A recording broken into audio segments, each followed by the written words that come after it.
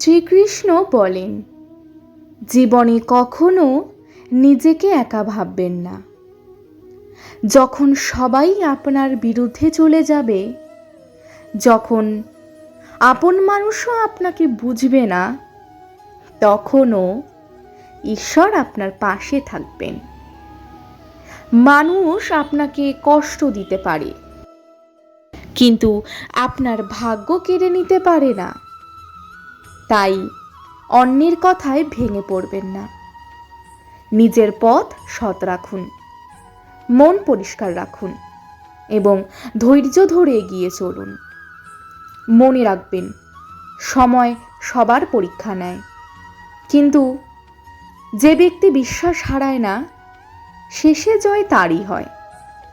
কারণ অন্ধকার যত দীর্ঘই হোক, আলোর আগমন একদিন হবেই।